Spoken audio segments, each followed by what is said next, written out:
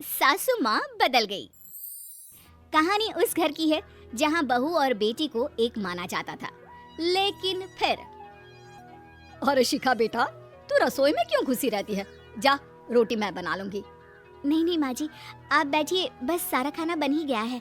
श्वेता को बोल देती हूँ, वो खाना लगा देगी सबका। सॉरी भाभी, मेरे पास वक्त नहीं है। माँ, मुझे पैसे देना, पार्लर जाना है। हाँ हाँ चली जाना, भाभी को भी ले जाना। वो भी जाने को बोल रही थी पार्लर, पर पहले ना मदद कर दे उसके खाना लगाने में। देख माँ, वो बहू है, उसे बहू रहने देना, इतना सर पर मत चढ़ा भाभी को। श्वेता, ज्यादा मत बोला कर। बहू और बेटी में कोई फर्क नहीं होता है। जा जाकर काम कर। ननद को माँ का भाभी से इस तरह प्यार करना बिल्कुल अच्छा नहीं लगता। वो बार बार किसी न किसी तरह माँ को भाभी के खिलाफ भड़काती रहती, लेकिन कोई फायदा ना होता। एक रोज, अरे बेटे किशन, जा बहू को कहीं घुमा कर ला, सारा दिन घर में काम करती रहती है। हाँ हाँ माँ, हम लोग जा रहे हैं ना गोवा। अच्छा जी, भाभी ने तो हमें बताया भी नहीं। वैसे तो सारी पंचायत करती है, ये गोवा वाली बात क्यों छुपा गई हमसे? अरे क्योंकि उसे खुद नहीं पता था बहन। मुझे टिकट सस्ती मिल रही थी तो मैंने बुक कर दिया। हाँ शिखा, पैकिंग कर ले, संडे हम जा रहे हैं गोवा। दोपहर में शिखा पैकिंग कर रही थी कि सास आ जाती है। ये क्या बहू, साड़ियाँ? अरे गोवा जा रही है घूमने या फिर शादी में मायके हैं? माँ जी, ऐसा कुछ है ही नहीं, समझ में नहीं आ रहा क्या रखूं कपड़े में। अरे तेरी और श्वेता की साइज तो एक ही है, उसके कुछ मॉडर्न कपड़े ले ले, आकर लौटा देना। हाँ माँ जी, ये ठीक रहेगा। शिखा श्वेता के पास जाती है और उससे कपड़े मांगती है। ना जी ना, मैं अपने कपड़े ना दूं, वैसे भी फैल जाएंगे मेरे कपड़े, बहुत महंगे वाले हैं। शिखा मुंह लटकाकर कमरे में आ जाती है तो सास कहती है, चल तैयार हो जा, तुझे मैं शॉपिंग करा कर लाती हूँ गोवा की। बस फिर क्या था, सास बहू निकल जाते हैं मार्केट और एक से बढ़कर एक ड्रेस खरीद कर घर आते हैं। पहले बता देती कि नए कपड़े दिलाने वाली है भाभी को, तो मैं अपने ही दे देती ना भाभी को, मुझे दिला देती नए कपड़े। देख श्वेता, परिवार का मतलब सबके साथ रहना होता है, ना कि सिर्फ अपना सोचना। वैसे भी तुझे अच्छे संस्कार सीखने चाहिए। और रही बात कपड़ों की, तो शिखा, आज से घर पर भी तू मॉडर्न कपड़े ही पहनेगी, कोई जरूरत नहीं है ये साड़ी वाड़ी लपेटने की। अब क्या था, घर पर श्वेता और शिखा एक जैसे रहते। एक बार पड़ोसन आती है। अरे बेटा, अपनी माँ को तो बुलाना, जरा बात करनी है। शिखा सास को बताती है और रसोई में चली जाती है। ये आपकी बेटी बहुत बड़ी हो गई है, इसके लिए एक रिश्ता है, कहो तो बता दूं। ये बेटी नहीं बहू है, घर में सब एक जैसा ही रहता है। वैसे मेरी बेटी भी बड़ी हो गई है, कोई रिश्ता हो तो जरूर बताना। पड़ोसन रिश्ता लेकर उन लोगों के घर आती है। तब श्वेता की होने वाली सास कहती है, तो ये घर है, कितने मंजिल का है? और ये बहू ने आपकी क्या पहन रखा है, जीन्स टॉप? अरे भाई, साड़ी वाड़ी नहीं है क्या इसके पास?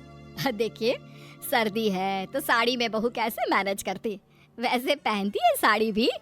देखिए, हम लोग ठहरे पैसे वाले लोग, कोई कमी नहीं है हम लोगों के पास पैसों की, बहुत पैसे हैं, जमीन, नौकर चाकर, कार, सब कुछ है, लेकिन घर में संस्कारी बहू चाहिए, समझ रही हैं ना आप?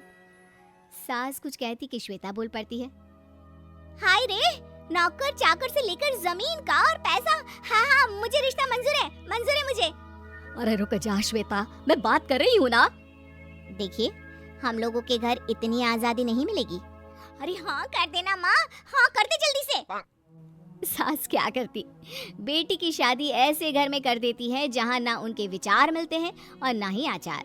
शादी के बाद एक रोज फोन पर, श्वेता बेटा, एक बार घर आ जा, बहुत दिल करता है तुझे देखने का। माँ, वो घर पर बहुत काम होता है, कैसे आऊँ? बड़ा घर है, लेकिन आने जाने वालों की लाइन ही लगी रहती है। बेटा, मैं तो जानती थी उस घर का हाल, लेकिन तू ही नहीं मान रही थी। माँ देख, हर घर का यही हाल है। तेरी बेटी को यहाँ घूंघट हटाने की परमिशन नहीं है और एक तरफ भाभी स्कर्ट पहनकर घूम रही है। बेटा, मुझे क्या पता था कि मेरी बेटी को ससुराल के नाम पर पिंजरा मिल जाएगा। अच्छा माँ, फोन रखती हूँ, सास को गर्मा गर्म रोटी खिलानी है। तुम लोगों की तरह नहीं कि एक रोटी बनाओ, एक सब्जी बनाओ, फिर सारा दिन फ्री होकर घूमो। सास फोन तो रख देती है, लेकिन सोच में पड़ जाती है कि एक तरफ बेटी जिसे कोई आज़ादी नहीं, वहीं दूसरी तरफ बहू जिसे देखकर लगता ही नहीं कि उसकी शादी भी हुई है। अगले रोज। शिखा, अरे ओ शिखा। हाँ माँ, क्या हुआ? कुछ चाहिए आपको? मैं जिम जा रही थी। जिम के कपड़ों में बहू को देखकर सास को घूंघट में अपनी बेटी का ख्याल आता है। देख बहू, घर में बहू की तरह रहा कर। इतने टाइट कपड़े पहनकर जिम जाना पसंद नहीं मुझे। जा जाकर रोटी बना। रोटी? माँ, अभी तो शाम के 6 बजे हैं, इस वक्त रोटी? अब क्या मेरे खाने पीने पर भी पहरा है? अरे जब मर्जी तब मैं अपने घर में खा भी नहीं सकती क्या? बहू को अजीब लगता है। वो समझ नहीं पाती कि जो सास कल तक इतनी सपोर्टिव थी, उन्हें अचानक से क्या हो गया। वो किचन में जाती है, गरम रोटी के साथ 2 तरह की सब्जी, रायता, सलाद सब लेकर सास के पास आती है। माँ जी, खाना। इतना सारा खाना? राक्षस समझा है क्या मुझे? रोटी मांगी थी मैंने गर्मा गर्म बस। पर माँ जी, रोटी खाती किससे आप? सब्जी तो बनानी थी ना। अरे भूख मर गई मेरी तेरी बहस से। जा जाकर काम कर, अंदर पूरी रसोई साफ कर। बहू अंदर चली जाती है। थोड़ी देर में श्वेता घर आती है। अरे शिखा, जल्दी से चाय ला, पकवान बना, मेरी बेटी आई है। अरे नहीं नहीं माँ, ड्राइवर बाहर खड़ा है। मैं तो घर का कोई सामान खरीदने के बहाने यहाँ आ गई हूँ, मुझे जाना होगा। अरे बेटा, पर कितने दिनों बाद देख रही हूँ तुझे, रहने आ जाना 2-4 दिन के लिए। आ जाऊंगी माँ, जब मेरी सास मरेगी तब। मैं तो रोज मन्नत मानती हूँ कि मेरी सास मर जाए तो अच्छा है। अच्छा चल, जा रही हूँ माँ। हे भगवान, कैसे कैसे दिन देखने पड़ रहे हैं मेरी बेटी को। सास अंदर जाती है, जहाँ श्वेता की जिम वाली सहेली का फोन आया होता है। क्या बात है, आज जिम नहीं आई? अरे पता नहीं यार, आज माँ को क्या हो गया अचानक। पर खैर कोई नहीं, लगता नहीं कि मैं अब जिम आ पाऊंगी। शिखा स्पीकर पर बात कर रही थी, जिसे सास सुन रही थी। यार ये सास ना होती ही ऐसी है। मैं तो कहती हूँ बुढ़िया जल्दी मरे और तू आराम से जिए। शिखा को सहेली की बात पर गुस्सा आ जाता है। माँ के मरने की कौन सा बच्चा दुआ मांगता है मोहिनी? आगे से ऐसी बात मेरे सामने मत करना। हमारे घर की शोभा ही माँ है। क्या हुआ जो थोड़ी शक्ति दिखा रही है? उसमें भी कोई ना कोई उनकी भलाई ही होगी। मैं तो कहती हूँ भगवान मेरे जैसी सास सबको दे, जो सिर्फ माँ की तरह है। सास वाली तो कोई बात ही नहीं है उनमें। सास ये बात सुन रही थी। उनकी आंख में आंसू आ जाते हैं कि क्यों वो बेटी की किस्मत में बहू को भी भागीदार बना रही थी। शिखा, अरे ओ शिखा, क्या हो गया? जिम नहीं जाना क्या?